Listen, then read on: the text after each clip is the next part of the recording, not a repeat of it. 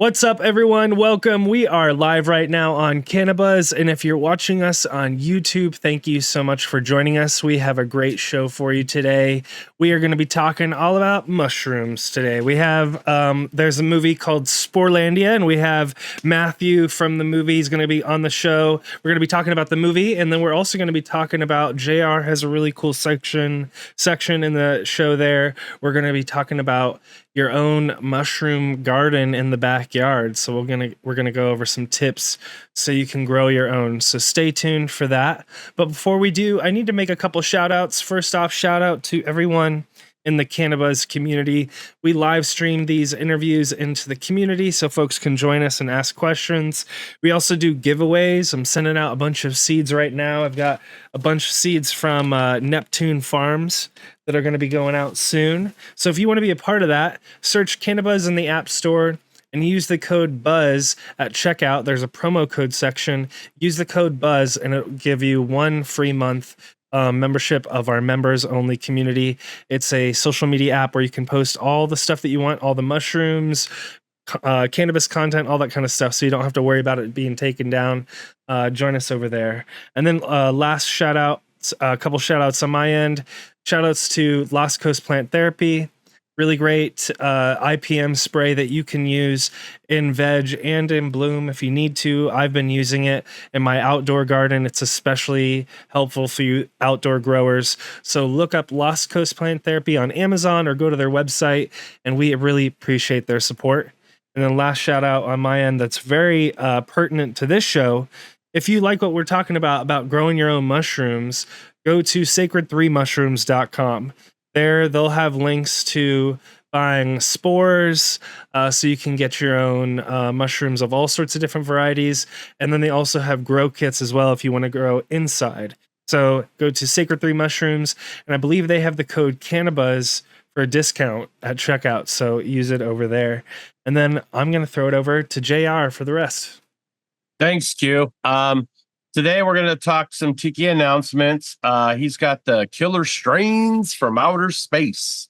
And it's 50% off the site at TikiSeeds.com. Plus you get a free spooky pack of unreleased cross. So you get a free pack with every purchase and 50% off at TikiSeeds.com. And then NeptuneSeedbank is going to be doing a weekend super deal. Every weekend for the rest of this month, he'll be doing spend 150 and you get double you get double the freebies from the house. And he's got 4 different kinds of varieties up there to choose from. And that'll be happening every weekend of September. So check that out at NeptuneSeedbank.com. All right. So house business, house cleaning is over. Let's get into the introduction. So today we have Matt. He is the kind of creator of Sporelandia. It's a film out right now, and it's very, very cool in that it's not just how to home grow kind of thing. This is a movement that's happening in the Portland metropolitan area that is very, very cool. And so I'm really excited to have Matt on the show, and welcome to the show, Matt. Thanks for having me, guys. I'm psyched. So yeah, Sporelandia also, this is like nothing new. These kind of things have been happening since the 70s in Portland. We're just in a different time where we can talk about it a little more freely. But yeah, this is like nothing new that we're doing. We're just kind of like out in the front now, not kind of creeping around in the shadows anymore. So, well, while we're on that subject, why don't you go ahead and let everyone know how you fell in love with the fungi and how it's helped you get where you are today? Yeah. So I actually moved to Oregon in 2017, and I edit video for like broadcast TV.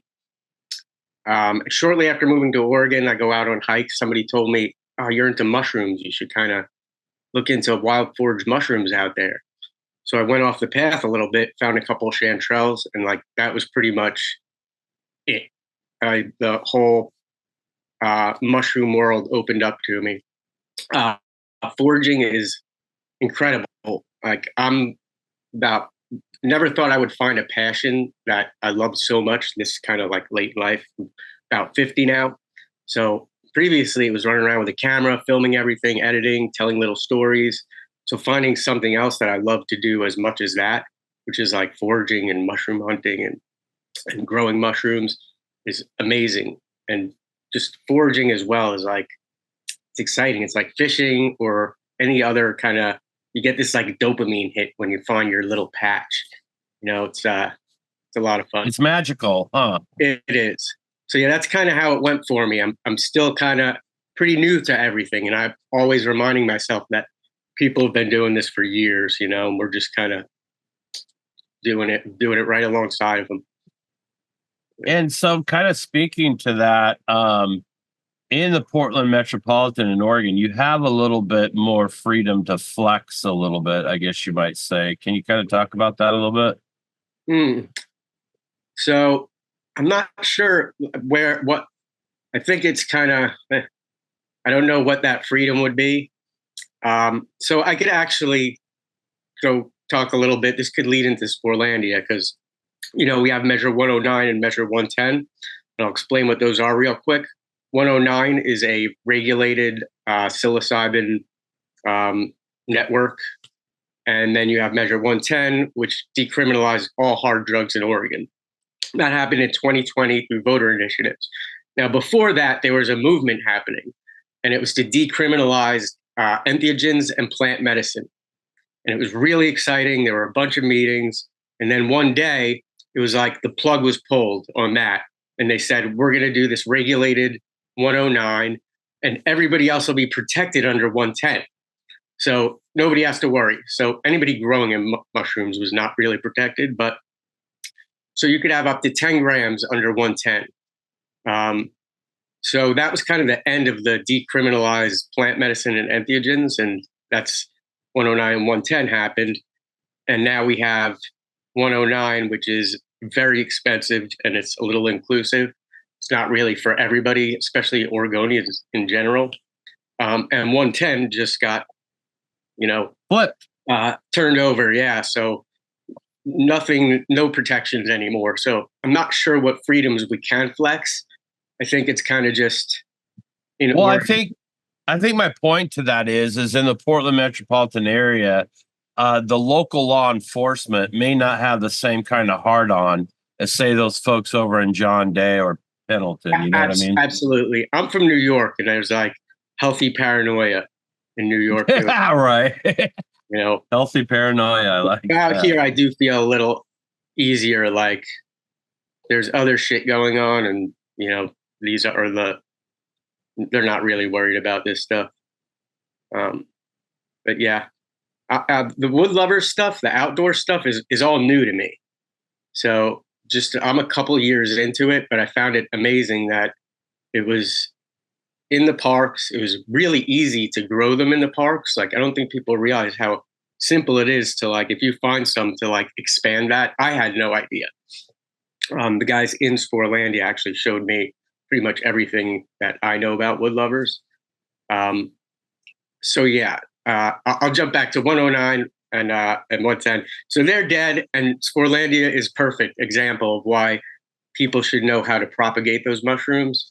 If you're going to go pull a couple from a park, you should know how to like move that patch and spread it a little bit. It's super easy. And that's kind of what we go over in Sporelandia.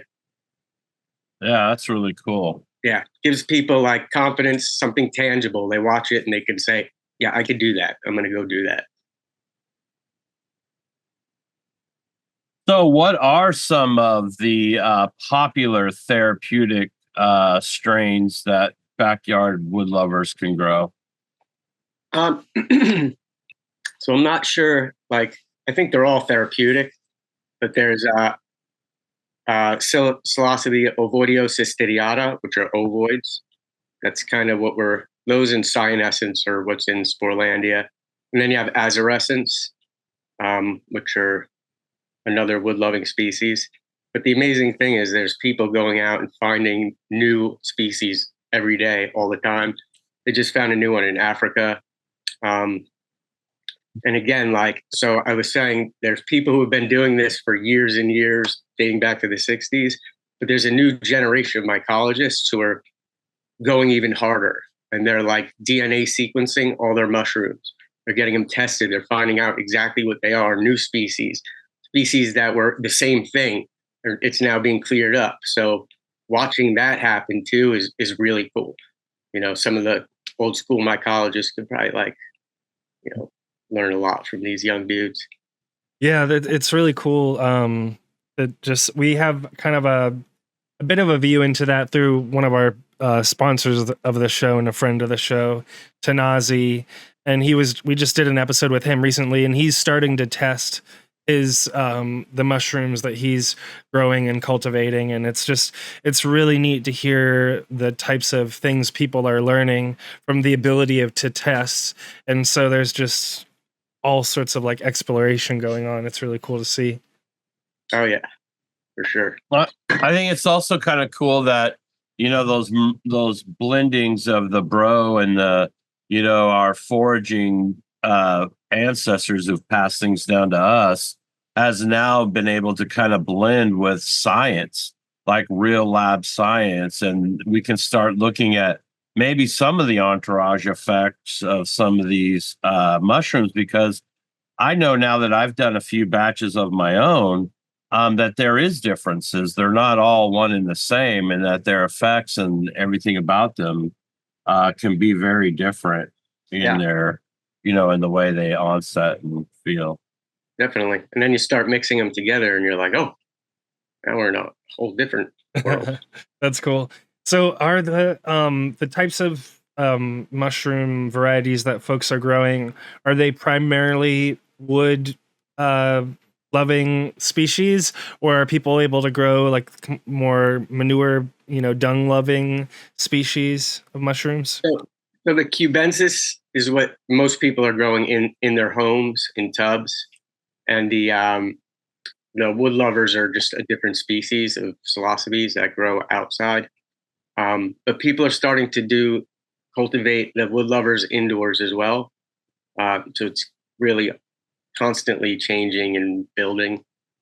That's really I can imagine, because each of the strains that are, you know, kind of land racy, I guess you might say, they have their very specific environmental conditions, you know, what they grow off of. Like for Azarescence is like grass and beach sand, you know, beach sand and grass. Well, I'm sorry.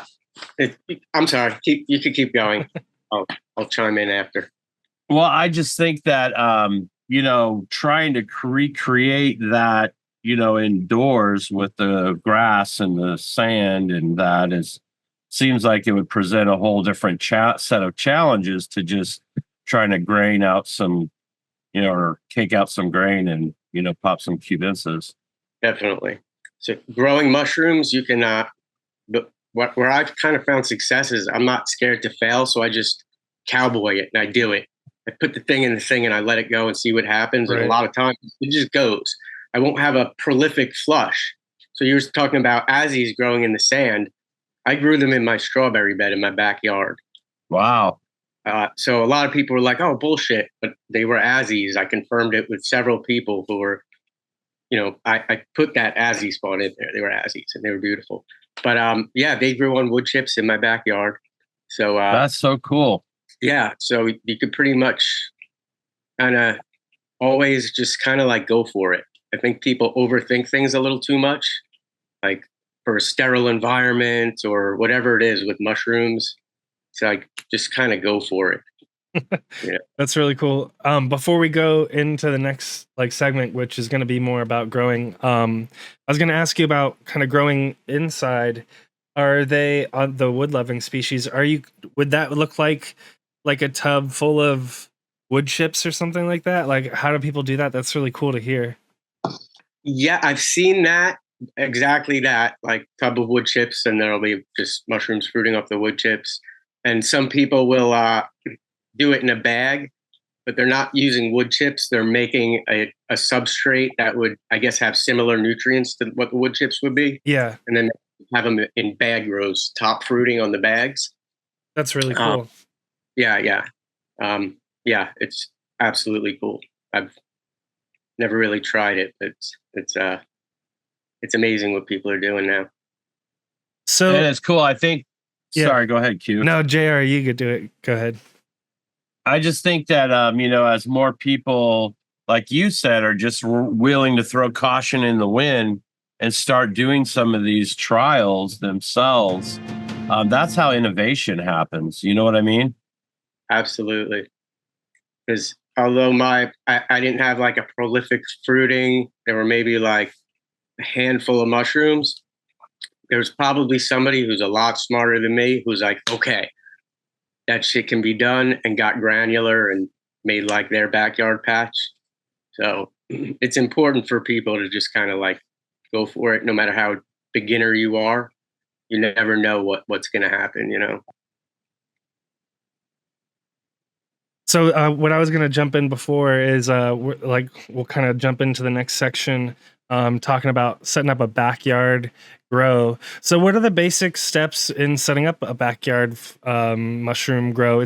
That was really neat that you've done it in your strawberry patch. But yeah, can you kind of talk us through, like, are there best spots in your yard? Is it like shady or sunnier spots, and all sorts of things? Maybe we'll just start there. How do I kind of pick the location in my yard? Sure. So you're going to want to find a shaded spot. Absolutely. Maybe with some native plants growing, and you're going to want to drop some mulch down there and some wood chips and inoculate that area. It's pretty much as simple as that. But those are having like a cover crop of native plants is really important, or grass for it to grow out of. But yeah, a shaded area. Like I had some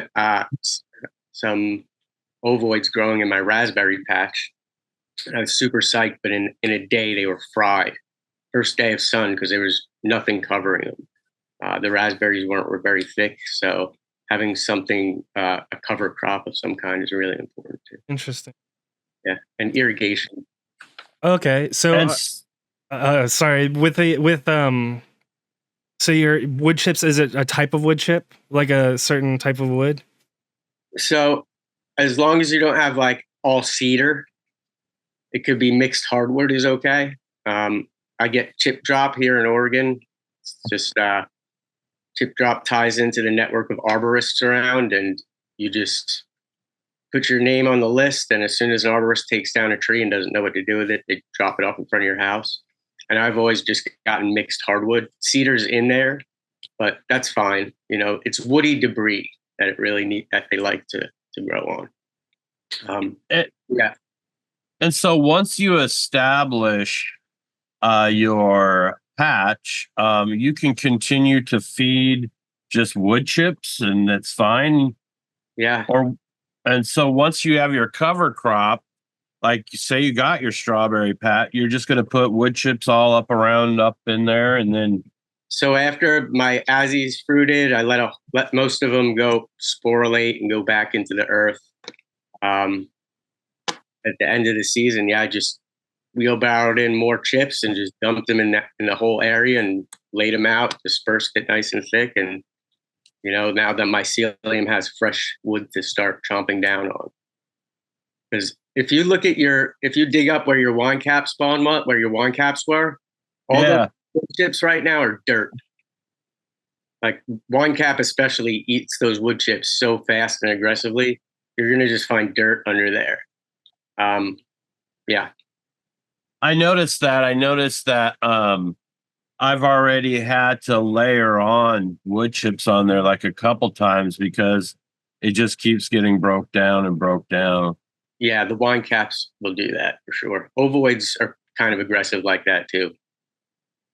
And I can say that, when I was blessed enough to have you come over and kind of inoculate the edge of a log for me with my wine caps.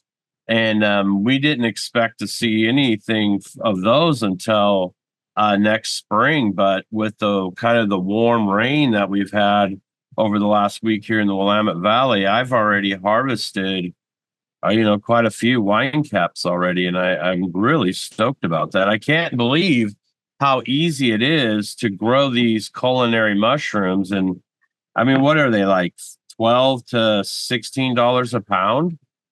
If you can even find them. I don't know about wine caps. I'm not sure. Well, I looked up the pricing and it was saying anywhere between 12 and 18. But I've never even seen them available. Like, I don't even know where you would go to buy them. No, I don't think anybody really cultivates them. They're good. They're not like the best mushroom. They're good. You know, the little caps, because you told me, man, take them when they're small, and I noticed that the fleshiness was way different. Yeah. Wine caps are super easy and fun, and look, there are certain species, just like wine caps, like ovoids for an active species, kind of the same way. You give them what they want, and just kind of give them that ideal environment, and they'll treat you good. And now over the summer, are you wanting to supplement water to keep the mycelium happy, or do you go ahead and let it dry up? So that's like, I'm still figuring that part out. So when I'm by my hose, I might give it a spraying, nothing too aggressive. I'll throughout the summer kind of dig down, and I'll find real dried out fried mycelium, but I think that jump starts. And there's like active mycelium way down there in the wetter layers. But I'm still kind of learning that part too. But I think you can kind of let them fry over the summer, and that shit'll just kickstart again, once the rains come. It's amazing how fast that process is, because you had laid down, just on the edge of that log. And I have this like kind of like turf area for the dogs, and I roll it back, and at least 3 feet in now is just covered in white. I mean, absolutely covered in white. You had something you were watering there, right? Yeah, I have a little plot that I have of vegetables that I water there, every other day, every couple days. Yeah. A good place to lay chips is like your garden bed walkways. Yeah. Lay chips and inoculate that, because you're watering your garden bed, so any kind of like overflow will hit those chips and get some bonus mushrooms there. You can also like go into the Portland parks out here, or the public gardens. There's community gardens everywhere, and there's wine caps on the paths, and all these public gardens you can actually like fill a basket up and eat for free in Portland. It's pretty wild. It's amazing to me that you can utilize just this little, like, maybe 12 inches of space up against, your beds, and produce that much food, that much, really, nutrient dense protein food, Oh, yeah. That's really neat. You're making me want to try it. I live in California, and it basically hasn't rained for months. We have like a rainy season essentially. So it makes me think of trying to kind of grow during the winter here in the rainy season. After I inoculate, is there a certain amount of time that it typically takes when you're growing outside like this, where, after I inoculate it, I should wait X amount of time before I expect to see mushrooms that I could actually, It took my patches 2 years to start showing. That said, when I was filming Sporelandia, we did follow-ups, and it was the next year. It was all the next year. My buddy did planters. It was the same year. It took like 8 months to fruit those mushrooms. So kind of hit or miss. I'm really kind of reckless with my patches at home. I'll have somebody ask for spawn, so I'm like digging up my patch and like bagging it up and giving it away. Thanks. Exactly. I think if you just do it right, give it those ideal conditions, and just let it be, you can expect the next season to have good fruiting mushrooms. Unless you have like too much wood chips, and it's just like the mycelium's going to just enjoy itself for a while before it fruits. That's interesting. Oh, so it'll just continue to break down and jam out before it'll even try to fruit anything? I think maybe like a big fruiting, I think something might pop up, but not that like whole patch. You make me want to try to grow. So I've had like random mushrooms popping out in a spot in my backyard garden, kind of near my cannabis plants that I've shown on the channel. I have like next to that, I have like a tomato plant and rosemary, and I water those like relatively regularly, like JR was talking about, like every other day or whatever it is. And anyways, I've had like random mushrooms popping out of that. So you're making me kind of think about how, like you were saying, you could in spaces like that where you're maybe already growing like tomatoes or whatever, you could put down wood chips and inoculate those and kind of have mushrooms growing right next to some of these plants, vegetables, or whatever that you're kind of watering on a regular basis. Yeah, you could do them in planters. You can inoculate a planter and just put like your whatever plant you're going to put in there. As long as it's not like antifungal, right? It's going to be happy. Yeah, that's what my buddy Jeff does in Sporelandia. He was like amazing for like all those folks for like just trusting me and letting me go film with them was great. But yeah, that's what Jeff does with the planters, and it took 7 months. And he had strawberries, a little like bonsai tree in one. Yeah, the planters looked like kind of the best way for you to have success. Better than like your strawberry patch or something else. It's a little more controlled. That's kind of smart too, because you could be a little more meticulous about the moisture levels and all of that stuff, to where when you're just in bare earth, it's probably a little harder to regulate that kind of stuff. Absolutely. Yeah, if it's like dumping rain, and you can kind of like move them out of the rain if you have to, stick them under a bush. So how hard, kind of as we're going to start moving into the talking about Sporelandia, how hard is it to just kind of create your own spawn and spread it to a buddy? And how does that process kind of go? So my buddy, who actually isn't in Sporelandia, but he's responsible for an uncountable amount of patches in Portland and Seattle. He has no equipment, no flow hood, nothing. It's as simple as taking a handful of spawn, going home, getting a bucket of wood chips and fermenting them, just soak them in water for a couple of days, drain them, throw those colonized wood chips from that patch, expand it into that bucket, and then start moving that around.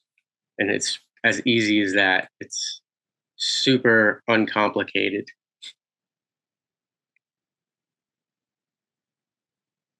You're on mute. That's really cool. That's another opportunity for all of us to, get educated and start overgrowing, the nation. Because there's a lot of parks that have wonderful wetted wood chips and a steady supply. I think that's probably one of the things that helped make it so successful in the Portland Metro, is they do a good job of providing wood chips and new stuff into the parks. And so that's one of the things, before we move on, of the last of the growing part of it, is timing the freshness of your wood chips to the time of your season. Is that kind of important, or does it not really matter? When you start, I think you always want to have some fresh wood chips. Yeah, something that's going to have like full nutrition in it. That said, I've had people tell me they've used 2-year-old wood chips and had success. So it's that same common phrase, you got to like fuck around and find out. Yeah. It's very common. I mean, that's kind of where I'm at with everything. I'm like, what the hell? I had gotten a batch of chips and it looked like too much cedar, and I had like dismissed it, and I was like, can't use these. And a buddy sent me a picture of his colonized wood chips, and it was like 80% cedar. So he had like trained it to just grow on the cedar after time.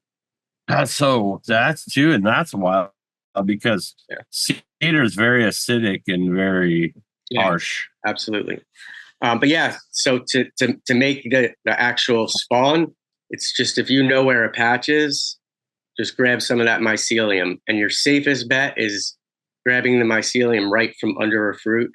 like right at the stem base, because then you're guaranteed that's going to be your from your fruit, and maybe not some other random mycelium that squeaked in. You know, you don't want to go 10 feet away and dig something up over there. So You might end up with something totally different. yeah, so I had a buddy of mine, Jordan Jacobs, was in Portland, gave me a wine cap spot, gave me the pin. I went, got a whole bunch of wine caps from this park. 2 weeks later, I was like, I'm going to go get some of that mycelium and put it in my backyard. And I went, grabbed it. There were no mushrooms left. So I just grabbed it and brought it home, made a big post on Instagram. I was super psyched. And my buddy was like, you don't know if that was wine cap though. And it wasn't. It was like a groscopy. Shit. I don't know. It was like a field cap, but I just had like a mushroom I didn't want that just took over my whole front yard. So yeah, always best to take from those stem butts. So let's jump into the movie Sporelandia. So how did this all start? You know, how did you come up? What's the kind of genesis story behind the movie? I was going to enter something in the Fungi Film Festival just because I've worked in post-production my whole life. I have cameras. I love kind of making my own little movies. So I was going to just do something, and I'm more of like an impulse guy. I'm not like a premeditated filmmaker. I don't even like the word filmmaker. I do like it, but I'm no Martin Scorsese. Let's just say that. I'm like more of a gonzo guy. You know, I'm kind of immerse myself in that shit. Like most people wouldn't realize like that I'm filming professionally, because I'm like just there with you doing those things. So yeah, I figured I'd find something to enter in it, and I just started filming people I like who trusted me, and they were like, yeah, I'm going to go out and do some foraging. Come on. So I'd film them and then interview them. And I did that with like 25 friends. And then you kind of start looking at all these interviews and you start putting the pieces together and seeing where the story is. So it took a few months to find that through story where people were kind of on the same topic. Yeah. And it kind of just was its own little beast that came together. It was kind of like trust too. The folks that are in there all are friends, and they trusted me that I was going to kind of not make them look bad. Well, it's kind of one thing to have an idea of making a movie, and then it's a whole nother thing to make it a reality. And so, can you tell us about, how long did it take to film nature? Because this is a process of nature, not some studio production. Absolutely. So after I was gonna finish filming in like 3 or 4 months and wrap it up, but most of the stuff I filmed required it would be awesome with a follow-up, because we were inoculating patches and making planters, and it just kind of seemed like it would be good to put it off a little bit, which I did. And it was a good thing because everything worked out great. The patches we made fruited the next year. So it took about a little over a year to make the whole thing. And it's really low budget, simple, easy. There's nothing like really fancy about it. It's more about people watch it and they're going to see this is like really tangible. Like, they're not going to overthink this. They're not going to be like, oh, I can't do it. I don't have a flow hood. I don't have this abracadabra, whatever the fuck you have to have. It's like, you don't need anything. It's as easy as it seems. And that's really what I wanted to do. I didn't want to make some ethereal big documentary that just talks about like fungi and the fascination of fungi. It's like really down and dirty, hands-on. This is how you do it. And it's like no problem. And they give you a good ethos to like carry when you're doing these things, like what to take, how much to take, what to leave, respect the people who've been doing it. So yeah.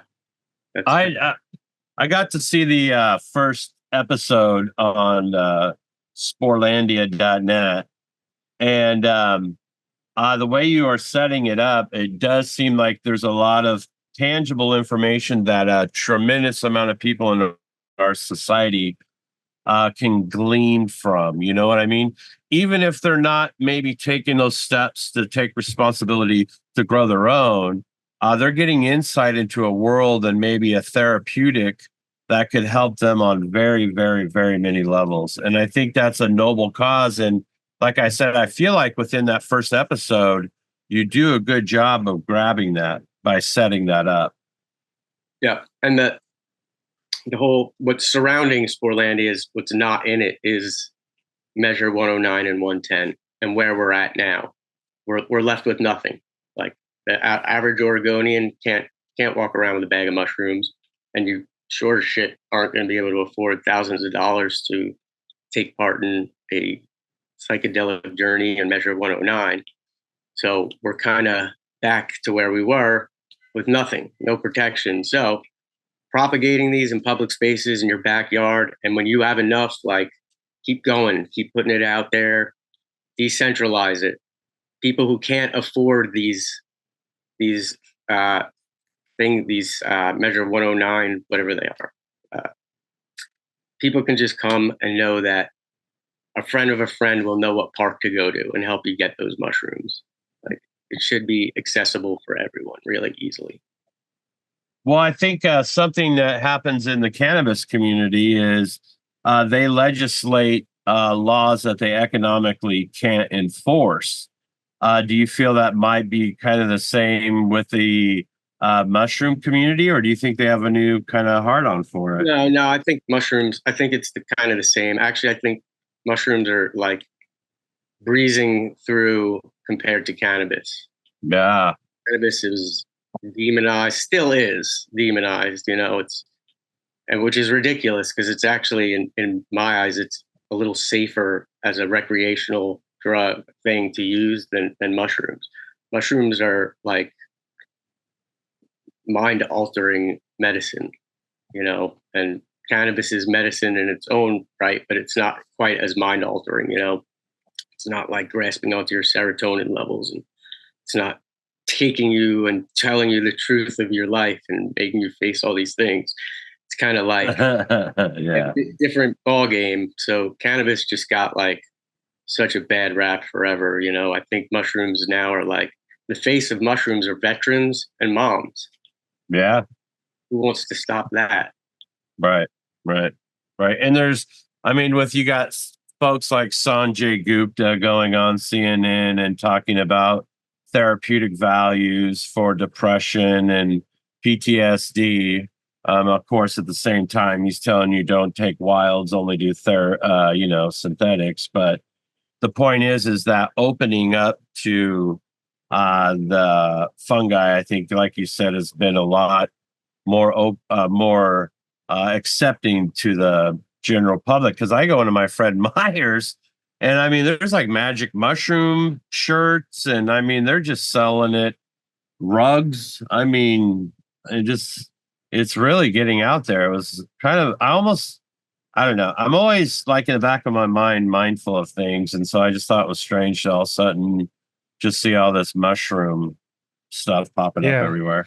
I think my personal theory on it is I think it speaks to how widespread things like depression are and anxiety and things like that. And since so many people need a way to treat that, and that mushrooms or psychedelics, I guess, have been put forth as like a possible way to treat these things and make a huge impact. I think that's what, at least, I don't know, maybe I'm just reflecting my own situation, but at least that's kind of my perception of the conversation I've seen out there, is like people just seem to be so open to it because the results are real, and that people do these studies, and after even just one treatment, they'll say that they've noticed a noticeable impact on their depression or what have you. Yep. And I follow Tam Integration, and he's a integration coach, and he tells you that you will have these really profound healing moments that will give you clarity and give you focus, but that's not the end of the work. you still need to continue on a daily basis working on that stuff that's been revealed, working on those things that are going to kind of help change the course and the path of your life and maybe a more productive and less depressed state. Definitely. So Yeah. if before we get into the last several questions that JR had for you, I wanted to make sure that if people are kind of on the hook and they're interested in the movie, they knew at this point in the episode what they should be typing into Google right now. So how can they like watch this movie that they've been hearing about? Sporelandia.net. Right now it's password protected. It's going to be shown at some festivals, but it's Sporelandia.net, and the password to watch it is Land of Spores, all caps. Enjoy. Awesome. So yeah, Thank you. Appreciate that. Land of Spores. You can pass that around to your friends. That's really cool. And like I said, the production value of it is very entertaining, just like the opening and everything. It really captures your imagination. You did a really good job with that. And then on the back end of that, like I said, you're delivering information that people can really use. Yeah, so now one of the topics of the film is knocker. Will you kind of explain what a knocker is? So that was the first time I've heard that expression. You might have heard it like one other time, but I'm not exactly sure. Okay, so what I mean by a knocker, that's the guy with a spray bottle who's going around all the parks, inoculating all the wood chips and making the fruits for all. I call them knockers. I don't know if that. Gotcha. Yeah, I don't know. You could call them knockers. Is JR like coming up with this slang or something like that, or is he just so hip that he knows like what the kids are saying? I have heard that term before, but I don't think it's widely used, especially like I go out and I'll inoculate wood piles and stuff, and I call myself Matt. So what about? I think maybe there's a network of people who like don't have access to those people or anything, and they're like, those knockers are out there doing this. Like, I don't know, maybe they are saying that, but well, if you're not a knocker, you should become a knocker and start inoculating all of the wood chips in all your parks. Absolutely. And so just go ahead and explain that process though. What do how does this kind of work and what do these guys do? For what, inoculating Pat? Yeah, just for getting out in the parks and spraying like Seattle, like your homeboy who does Seattle, Portland, all up and down. I mean, kind of explain that. In the Pacific Northwest, they're always doing restoration projects. So the first thing they'll do is like wood chip an entire area. And you just have to kind of put in the legwork. So it's driving around your neighborhood, making observations, see where there are wood chips, see where there's irrigation, and kind of go from there. You know, most of the public parks will have spots that have like wood chipped areas, or their trees might be wood chipped, and those are good spots. It's you got to put in a lot of legwork and do a lot of observations. That's a good idea. I like because I know, like city parks and places like that, like the city's just gonna have all that stuff on automated irrigation, so it's gonna kind of be moist on a continuous basis. That's a good idea.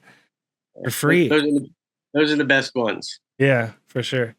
Throughout the summer, they're irrigating, so the spring species will, if they're irrigated, they'll keep going through the summer. That's really cool. So, one of the problems with communities is that people can be kind of gatekeepy for whatever reason. Is that something that you kind of see in the mushroom community? Are some people kind of gatekeeping from others? Yeah, definitely. I think you'll see that everywhere. I think like every community is going to have people who feel like they have to be that person, but just kind of got to tiptoe around them and do your thing. I think that's why in Sporelandia that James, my buddy James, has like talks about this general ethos of like respecting the patch. Somebody might have been tending to this patch for 20 years. Don't take more than you can handle. Let some go back to nature and keep spreading it. So I think having that kind of general ethos every time you go out looking for these mushrooms, I think can kind of ease the uh, this is all from Sporelandia. I'm like taking words out of other people's mouths of Jordan Jacobs, who's like, we can ease the scarcity mindset if we all keep putting back. Yeah, absolutely.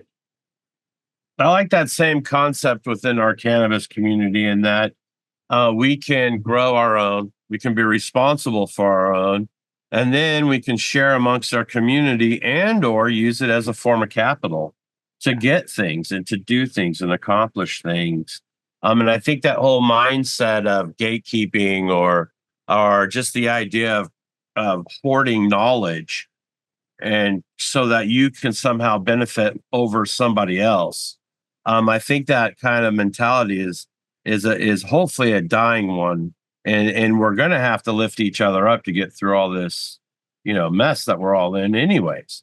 So the sooner we can get used to that idea, of helping each other out and not taking necessarily more than we need. And I heard some guy talking about that today, and I did a repost, nerdy about nature. Is he doesn't really feel like we have an overpopulation problem. He feels like we have an overconsumption problem. And so I think that idea of rolling up to a patch of mushrooms and don't decimate the entire patch, leaving nothing left behind for your fellow man or nature. You know what I mean? Take what you might need and then hope to come back and do it again. Yep. That about sums it up. Especially with like the active mushrooms in the parks, because it's not quite there yet where they're just like everywhere. But we can make that happen. I met a lot of people who are like, "Oh, you're making that movie about that patch in this park," and that's not what it was about. It's not about going and finding the mushrooms. It's all about how to go propagate, make more. Yeah. But a lot of people that I talked to were just going and picking mushrooms. They weren't expanding at all, and they don't have to go far. You could do it in the same spot. Literally, you can walk 10 feet away and move some mycelium over there. So now next year, that patch will just keep spreading and getting bigger and bigger. People just need to know that it's that easy, and you should do that. And now you are also going to be talking about the home cultivation aspect of fungi. And one of the friends of our show, Carla, is also in the movie, and kind of talks about her story. And one of the points I thought that she was kind of brilliant in bringing up is that if you want to have consistent supply and you want to have consistent medicine, home cultivation or cultivation might be a more consistent option than maybe trying to hope that there's going to be enough rain that year. Because I know we've had some years where the rains just didn't come, and it was shit, And so I think having Carla on there and talking about her experiences and bringing up that point, I thought was very powerful. Yeah, definitely. Yeah, she said it. You can't constantly depend on the wild mushrooms sourcing those, because Mother Nature is going to like do what she's going to do. You guys kind of got to work around her and hope for the best. So yeah. And so while we have you on here, what are some kind of long-term storage techniques that people can employ to kind of push them out? For storing your mushrooms? Yeah. Probably similar to cannabis, or not with relative humidity though. Dry, you want to keep them cracker dry, in a dark, cool place.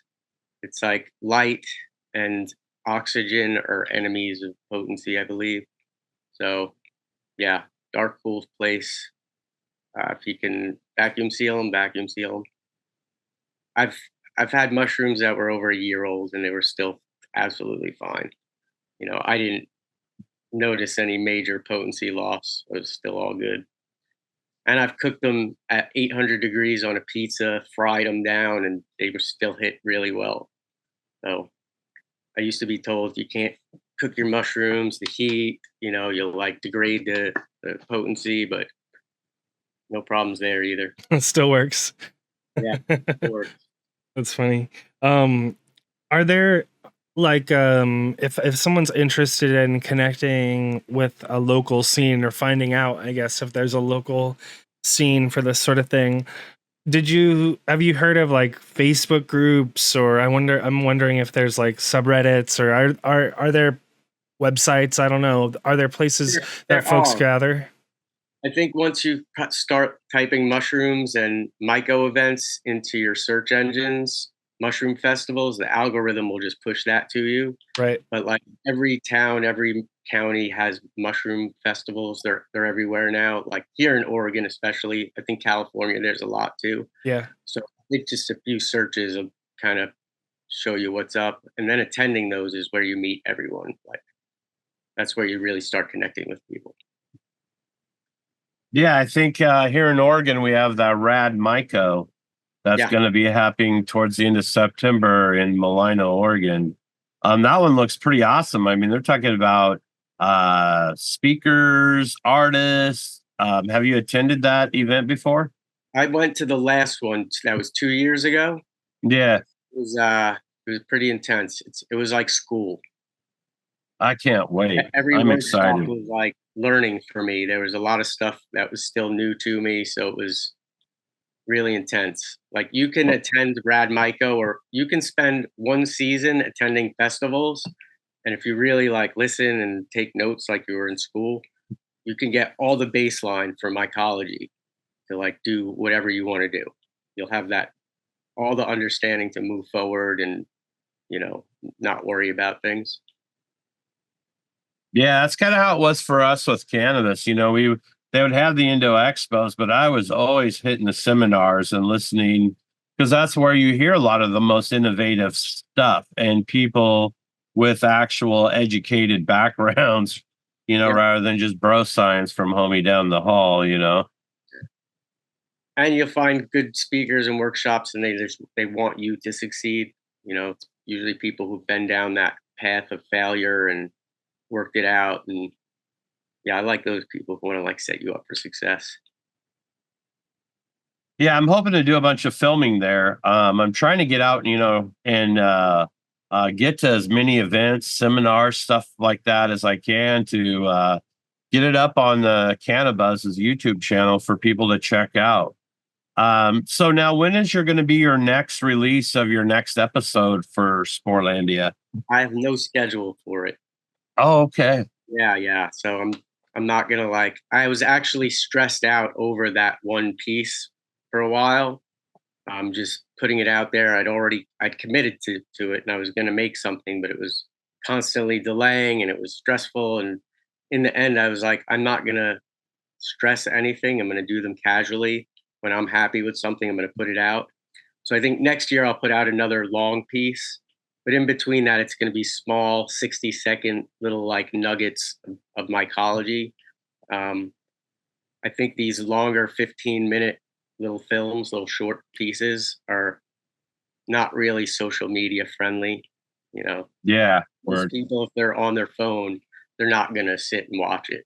They're going to really have to either go in front of their computer, or it's going to have to be like at a festival and put in front of them. Yeah, it's hard to get people to sit through 15 minutes these days. The algorithm says 7 seconds. That's what it wants, 7 seconds. So, yeah. Yeah. Hey, and shout out to all those buzzers who stay in the premiere all the way to the end of the hour and 30-minute episodes. Yeah. If you're still watching and listening right now, thank you. We love you. We definitely love you. Because you can watch on YouTube the chart and it drops off dramatically. Yeah, I know that chart very well. You're like, oh shit, look at that. Yeah, totally. But, in the end, like for me, I don't care. I put it out there, and I'm like, if 2 people watch it and one of them is like, that was awesome, I'm good with it. I do that stuff for myself, and the folks that are in it are happy, then I'm happy. And I gave them all control too. Said, anything you don't want, I'll cut. Like, I'm not like married to anything. Very cool. Well, do you, I guess on the note of YouTube, do you have like a YouTube channel where you post this stuff too, or? I don't. Right now I have like, I host everything on a Vimeo, and it's Sporelandia.net is where I'm going to kind of put everything. Okay. Yeah, and I have an Instagram. It's Sporelandia the series. I'll probably do something there as well. But Great. I'm going to try and keep it free for people to like watch and not monetize it at all. I don't want people to sit and have to like sit through a commercial for it. I don't need to make cash from it. I want it to be like just this nugget of information that like the government doesn't even want people to see. They're like, oh, that's dangerous. You know, this is like free medicine they're talking about. Like, yeah. So no YouTube or anything, just Sporelandia.net. Awesome. Yeah. Well, JR, any last questions before we go? I just wanted to thank you, Matt, for coming on and sharing all your knowledge and putting forth, a lot of hours to put out this information for people. And so, as you're kind of moving forward, what are kind of your hopes for the future in the mushroom community? I feel like taking my storytelling skills with my camera and keep moving forward like that is where I'm gonna kind of move. I love mushrooms, and I would never really try and move into any space if I couldn't bring something real to the table. So yeah, I'm gonna probably just keep doing the filming stuff. Hopefully, people continue to trust me and talk to me, and yeah, I'll move forward like that. I'm not gonna start some big mushroom business and nothing like that. You're not going to become the Mushroom King. No, that's cool, man. That's well, I'm excited to check out your short film, and I appreciate you sharing the knowledge. Like I was saying earlier, it kind of sparked some ideas of stuff I could do in my backyard, or just like I was saying earlier, just knowing I've observed, my city, that they own various, land in the city, and they have all that stuff irrigated on the regular, and so yeah, you can find places like that even in dry places like where I live. Well, thank you so much for your time today. We really appreciate it. Cool. Once again, your website was Sporelandia.net. Is that right? Right. Awesome. And it's gonna ask for a password to watch it. It's Land of Spores, all caps. Very cool. Well, thank you so much for your time today. We really appreciate it. Thanks everyone for watching or listening. If you liked this episode, make sure to like it on YouTube, subscribe to the channel, or look us up on your favorite podcast app. If you'd rather like listen or watch through Spotify or Apple Podcasts or whatever, just type in Cannabis in those places and you'll find us there as well. We're putting out episodes every week, sometimes multiple times a week. If JR lands a bunch of people in 1 week, like we just cranked out a bunch of really cool interviews. And then also, if you're a podcast listener, find the YouTube channel. JR's putting out some really cool videos lately as well. So awesome. Well, thanks everyone for your time today. We hope you have a great rest of your day. And as always, JR, growers love. Peace, everyone.